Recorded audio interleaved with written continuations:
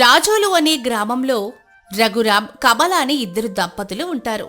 వీళ్ళది చాలా అన్యోన్యమైన దాంపత్యం. అలాగే వీళ్ళకి ఇద్దరు కొడుకులు. పెద్ద కొడుకు అరుణ్, చిన్న కొడుకు అవినాష్. ఈ కొడుకులిద్దరికీ రాబోయే కోడళ్లు కూడా అన్యోన్యంగా కలిసిమెలిసి ఉండాలనేది వీళ్ల కోరిక. అందుకే వీళ్ళు ఒకే ఇంటికి చెందిన ఇద్దరు అక్కా చెల్లెళ్లను కోడలుగా తెచ్చుకుంటారు. కానీ మనం ఊహించింది జరిగితే అది జీవితం ఎందుకు అవుతుంది చెప్పండి? అలాగే రఘురాం, కమలకి కూడా జరిగింది. అదేంటి, ఇద్దరు ఒకే ఇంటి ఆడపిల్లల్ని తెచ్చుకున్నారు కదా, ఇక ఇందులో ప్రాబ్లం ఏముంది అనుకుంటున్నారా? అయితే ఇక మనం కథలోకెళ్ళి ఏం జరిగిందో తెలుసుకోవాల్సిందే. ఇంతకీ వీళ్ళ కోడళ్ల పేర్లు చెప్పలేదు కదూ. పెద్ద కోడలి పేరు అంజలి, చిన్న కోడలి పేరు కావ్య. అవి వర్షాకాలం మొదలవుతున్న రోజులు. అలాగే ఆ ఆడపిల్లలకి పెళ్ళైన కొత్త రోజులు. కమల ఇద్దరు కోడళ్లను పిలిచి, చూడండి కోడళ్ళు, మీరు ఇంటికి కొత్తగా వచ్చారు కదా అని ఇబ్బంది పడాల్సిన అవసరమేమీ లేదమ్మా. ఇది వరకు మీరు మీ పుట్టింట్లో ఎలా ఉన్నారో ఇప్పుడు కూడా అలాగే ఉండొచ్చు. మమ్మల్ని మీ అత్తామామలు అనుకోండి, అమ్మ నాన్నలు అనుకోండి. ఆ విషయం మీరు చెప్పక్కర్లేదత్తయ్యా.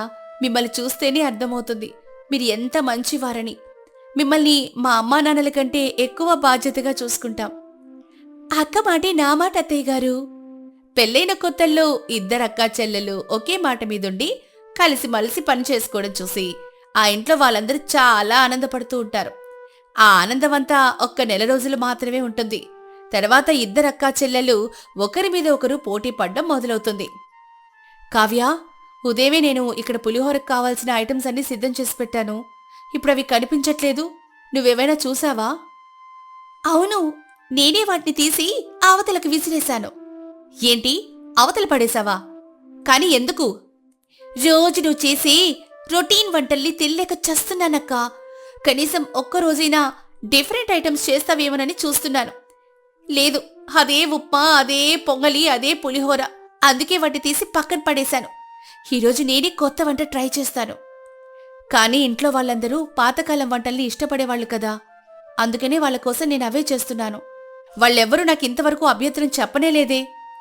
అసలు నువ్వు వాళ్ళకి కొత్త రకం భోజనం ఎప్పుడైనా పెడితేనే కదా నచ్చుతుందో లేదో తెలియడానికి. కానీ మన ఇంట్లో అయితే నువ్వు ఎన్ని వెరైటీస్ ట్రై చేస్తూ ఉండేదానివి. కానీ అది మన పుట్టినిల్లు కావ్య, మనకు నచ్చినట్లుండొచ్చు. ఇది మన అత్తగారిల్లు, వాళ్ళకు నచ్చినట్లుగానే మనం ఉండాలి. అలాగని రూల్స్ ఏమైనా ఇక్కడ రాసి పెట్టారాక్క?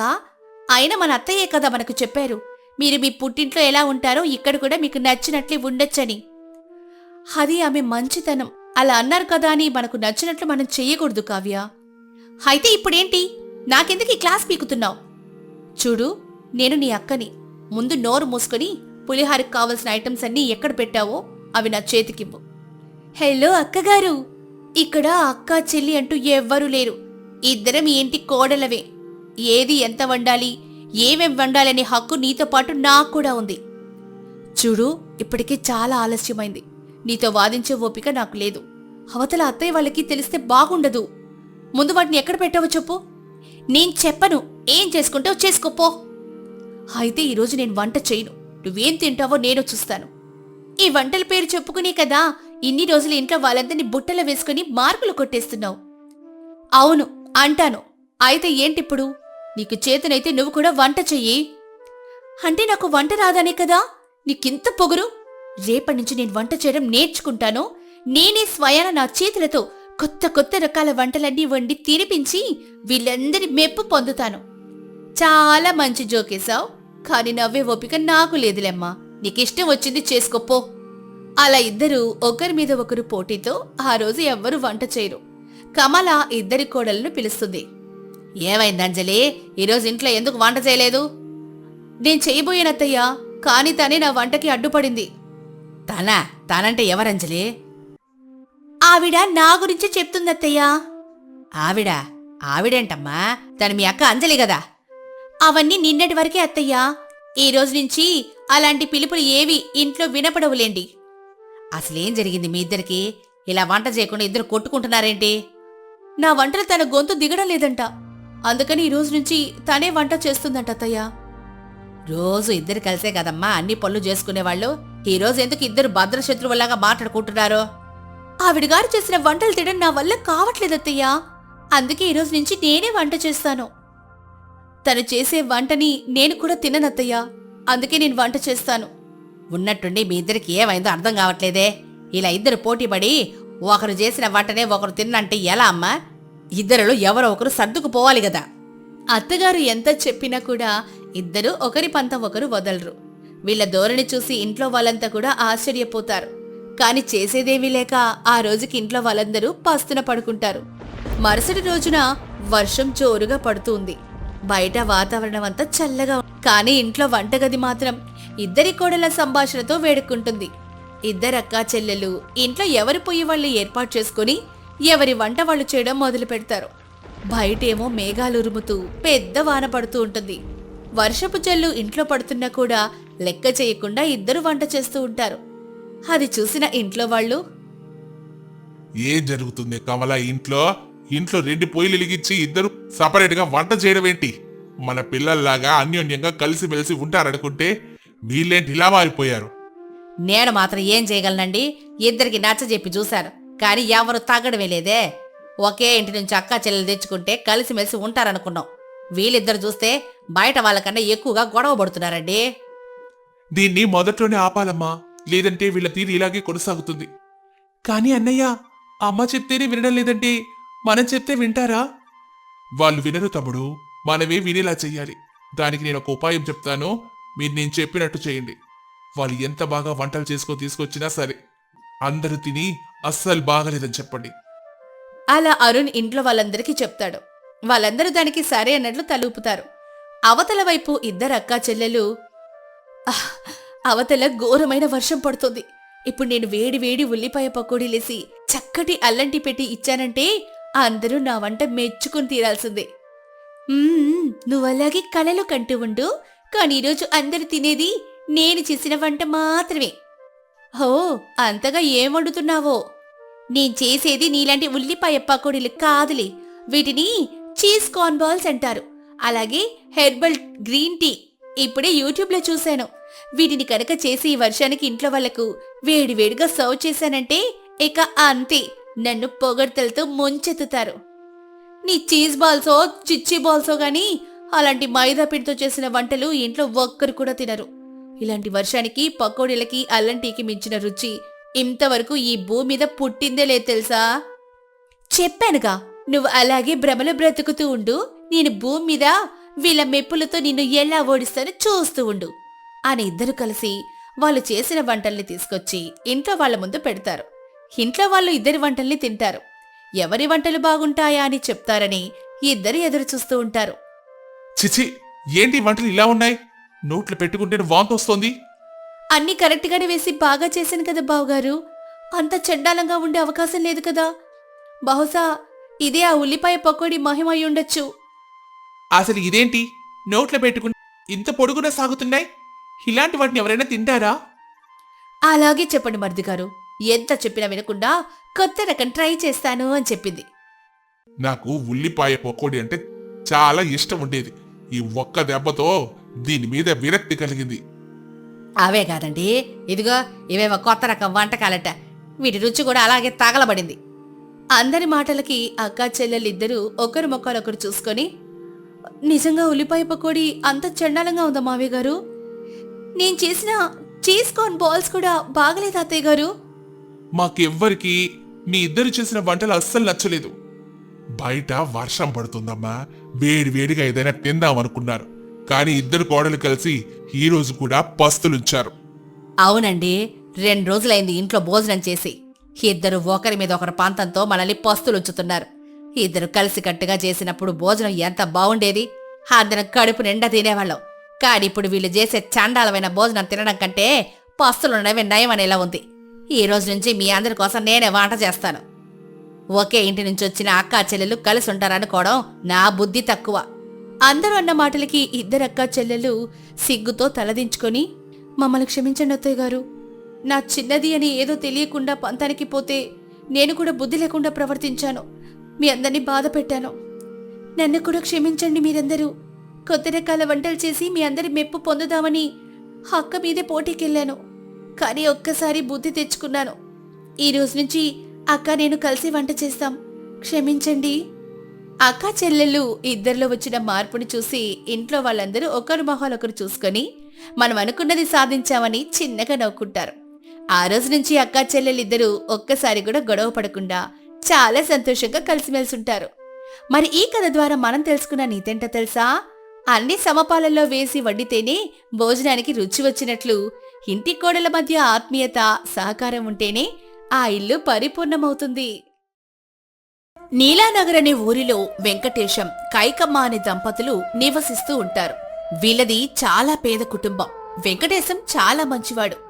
కైకమ్మ పేరుకు తగ్గట్టు మహాగయ్యాలి, బాగా తిండిపోతు. వెంకటేశం భార్య చనిపోవడంతో కైకమ్మను రెండో పెళ్లి చేసుకుంటాడు. కైకమ్మకి పిల్లలు పుట్టరు. వెంకటేశం మొదటి భార్య కొడుకు అరుణ్, కోడలు అంజలి. అరుణ్ మొదటి భార్య కొడుకు కావడంతో కైకమ్మ ఎప్పుడు అరుణ్ణి, కోడలు అంజలిని నానా మాటలంటూ బాధ పెడుతూ ఉంటుంది. ఇలా సాగిపోతున్న వీళ్ళ జీవితంలో ఏవేవి మలుపులు తిరగబోతున్నాయో ఈ కథలో చూసి తెలుసుకుందాం. ఒకరోజు కైకమ్మ హాల్లో కూర్చొని గొడుగుతూ ఉంటుంది. అది చూసిన వెంకటేశం మనసులో ఇలా అనుకుంటూ, ఇది మళ్ళీ గొడుగుడు మొదలు పెడుతుంది. ఈ రోజు ఏ కొత్త కథతో మమ్మల్ని తిట్టబోతోందో. ఏంటి మీలో మీరు ఏదో గొడుక్కుంటున్నారు? ఆ ప్రశ్న నేను నిన్నెయ్యాలి. ఇందాకటి నుంచి చూస్తున్నాను, చాలా కసగుసలాడుతూ బుసలు కొడుతున్నావు. ఏమిటి సంగతి? ఆయనమ్మకి అరగని జబ్బు, కానమ్మకి ఆకలి జబ్బని ఒక సామెత ఉందిలేండి. ఇప్పుడు ఆ సామెత నీకెందుకు గుర్తుకొచ్చిందో? సామెతలోనే ఉంది కదా, కానమ్మకి ఆకలి జబ్బని. నచ్చినవన్నీ తినడానికి ఇంట్లో చిల్లి గవ్వలేక, అటు ఆకలి చంపుకోలేక ఇలా నాలో నేనే గొనుక్కొని చేస్తున్నాను. ఈ రోజు కొత్త ఏముంది? ఎంత తిన్నా నీ ఆకలి తీరందేగా. అవును, మీరు పెట్టే పంచభక్ష పరమన్నాలు అరక్క మళ్ళీ ఆకలేస్తోందిలేండి. ఇంతలో కొడుకు అరుణ్, కోడలు అంజలి అక్కడికొస్తారు. ఏమైందమ్మా? ఎవరా నీకమ్మ? మీ అమ్మ ఏనాడో చచ్చిపోయింది. నువ్వు నా సవతి కొడుకు మాత్రమే. నన్ను అమ్మ అని పిలిచే అర్హత నీకు లేదు. అదేంటత్తయ్య అలా అంటారు? సవతైనంత మాత్రాన ఆయన మీ కొడుకు కాదా? నేను మీ కోడల్ని కాదా? ఎందుకమ్మా చెవిటోడి ముందు శంఖ ఊదినట్లు దాని ముందు మాట్లాడడం? తనకు ఎంత చెప్పినా అర్థం కాదు.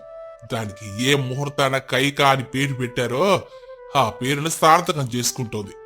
ఎప్పుడు ఆ అరుణ్ సవతి కొడుకుగానే చూస్తుంది. అక్కడికి మీ పేరుకు తగ్గట్టు మీరేదో ఉన్నట్టు పేరేమో వెంకటేశం అని ఆ వడ్డీ కాసుల వాడి పేరు పెట్టుకున్నారు. ఇంట్లో చూస్తే ఎప్పుడు కటిక దరిద్రవే. ఆ దరిద్రం నా వల్ల రాలేదే. నేను నాకు చేతనంత గాడికి సంపాదించాను. కానీ ఎంత సంపాదించినా అది నీ తిండికే సరిపోలేదు. ఏంటి నాన్న నువ్వు కూడా అమ్మనంతంత మాట్లాంటావు?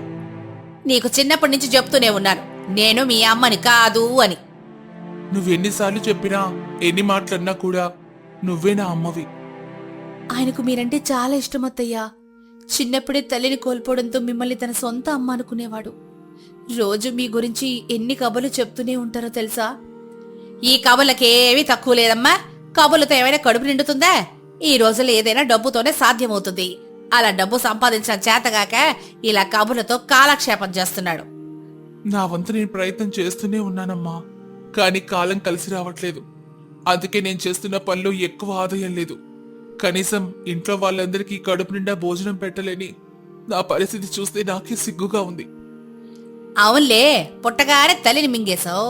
నీ జీవితాన్ని చూసుకొని నువ్వు ఆ మాత్రం సిగ్గుపడాల్సిందేలే. చిచ్చి, నీదసలు నోరేనా? ఎప్పుడు వాడిని ఏదో ఒక మాటని బాధ పెడుతూనే ఉంటాం. నీ మాటలకు వాడు ఎంత బాధపడతాడని ఒక్కసారి కూడా ఆలోచించావా? అవునులే, కన్న ప్రేమంటే ఏంటో ఎవరికైనా కంటే కదా తెలిసేది. నీ రాక్షసత్వం తెలిసి నీ చేతిలో ఇంకొకరు బలవకూడదనుకొని ఆ దేవుడు కూడా నీకు పిల్లల్నివ్వలేదు. ఏంటి మావయ్య ఇది? మీరైనా కొంచెంసేపు కామ్గా ఉండొచ్చు కదా. ఇలా మాటకి మాట పెంచుకోవడం వల్ల ఏం ఉపయోగం ఉంది చెప్పండి? ఆ బుద్ధి దానికి ఉండాలమ్మా. పాప మీరు పడుతున్నారు కదా అని మిమ్మల్ని అన్నని మాటలు అంటూ ఉంటే నన్ను కూర్చొని చూస్తూ ఎలా ఉండమంటావు? అవును, ఇది పెద్ద రాజుల కుటుంబం అయ్యే. నా మీదకు దండయాత్రకొస్తారు. రూపాయికి దిక్కుండదు గాని ఈ చేతగాని పౌరుషాలకి ఏమీ తక్కువ లేదు. అంత పౌరుషమేముంటే నీ కొడుకుని కోడల్ని ఆ పౌరుషాన్ని సంపాదన మీద చూపించమని చెప్పండి. కనీసం ఆ డబ్బుతో ఇల్లైనా గడుస్తుంది. నిన్ను మావయ్య, మీరింక ఏ ఒక్క మాట కూడా మాట్లాడినా నా మీద ఒట్టే. అత్తయ్య, మీ గదిలో భోజనం పెట్టాను, మీరెళ్ళి భోజనం చేయండి. కైకమ్మ మొహం తిప్పుకుని కోపంతో అక్కడి నుంచి వెళ్ళిపోతుంది. వెంకటేశం, అరుణ్ బాధపడుతూ ఉంటారు. వారిని చూసి అంజలి, అత్తయ్య మాటలకు మీరెవరూ బాధపడకండి. అత్తయ్య కోపంలో అంటే అన్నారు కానీ దాన్నుంచి నాకొక ఉపాయం వచ్చిందండి. ఏంటంజలి అది? నేను వండిన బిర్యానీ మీరు తిన్నారు కదా. అవునమ్మా, తిన్నాం. కానీ ఇప్పుడు దానికి నీకొచ్చిన ఉపాయానికి సంబంధం ఏంటి? ఉంది మావయ్య గారు, మనం ఎందుకు ఒక చిన్న బిర్యానీ వ్యాపారం మొదలు పెట్టకూడదు?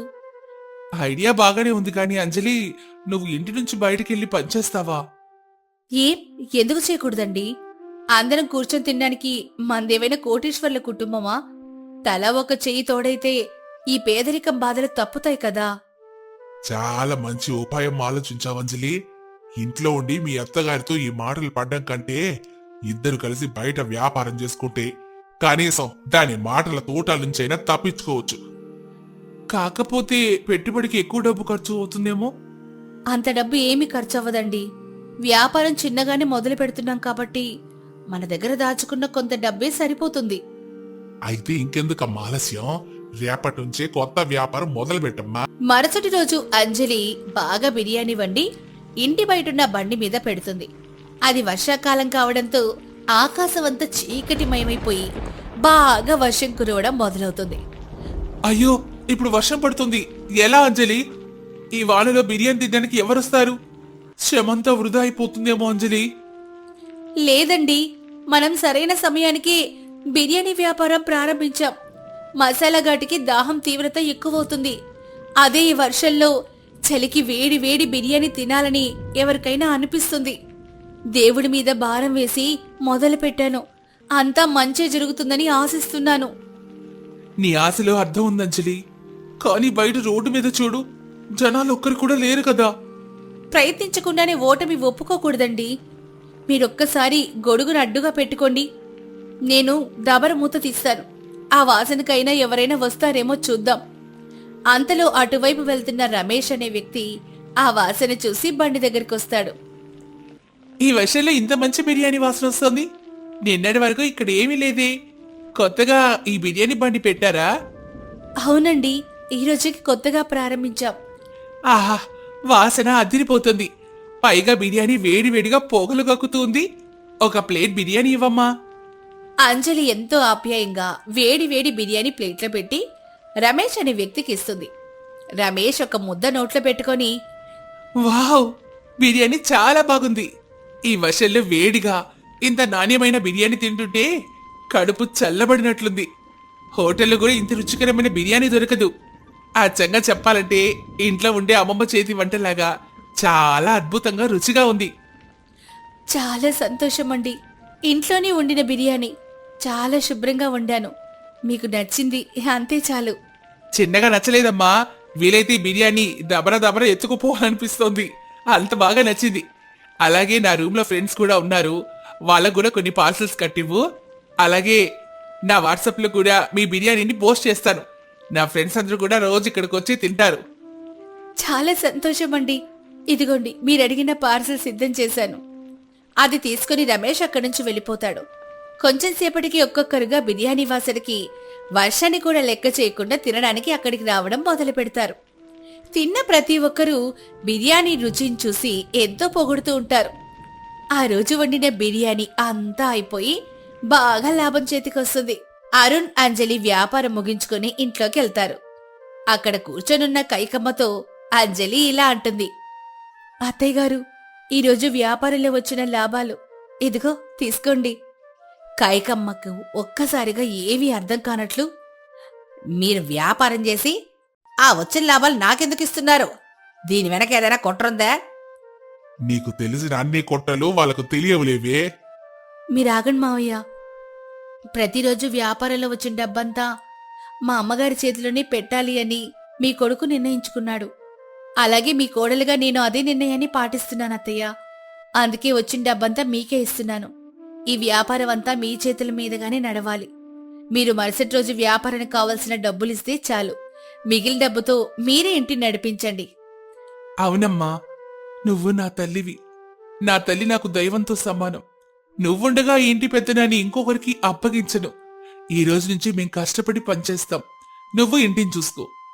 కాయికమ్మ ఒక్కసారిగా కళ్ళల్లో నీళ్లు పెట్టుకొని, ఇంత మంచి మనసున్న వాళ్ళని ఇన్ని రోజులు ఎంత బాధ పెట్టానో తలచుకుంటేనే నా మీద నాకు అసహ్యం వేస్తోంది. నేను మిమ్మల్ని అనకూడని మాట్లాడినాను కూడా. ఏ రోజు మీ ఇద్దరిలో ఒక్కరు కూడా నన్ను తిరిగి ఒక్క మాట అనలేదు. ఎన్నోసార్లు ఆప్యాయంగా అమ్మ అని పిలుస్తున్నా, అంజలి అత్తయ్య అని నోరారా పిలుస్తున్నా నా మనసు కరిగిందే లేదు. అయినా మీరు నా మాటలేమి పట్టించుకోకుండా నాకింత విలువనిస్తున్నారు. నీ ప్రేమను మోయటం చాలా కష్టంగా ఉంది. నన్ను క్షమించండి. ఏంటత్తయ్య ఆ మాటలు? మీరెలా మాట్లాడకండి. ఇదిగో మీకోసం, మావయ్య గారి కోసం, మనందరి కోసం వేడి వేడి బిర్యానీని పక్కన పెట్టాను. అందరం కలిసి కూర్చొని తినాలన్నదే మా కోరిక. పదండి తిందాం. కైకమ్మల వచ్చిన మార్పుకి భర్త వెంకటేశం, ఇంట్లో వాళ్ళందరూ చాలా సంతోషిస్తారు. ఆ రోజు నుంచి ఇంట్లో ప్రశాంతత మొదలవుతుంది. బయట వ్యాపారం రోజురోజుకి అభివృద్ధి చెందుతుంది. మరి ఈ కథ ద్వారా మనం తెలుసుకున్న నీతేంటో తెలుసా?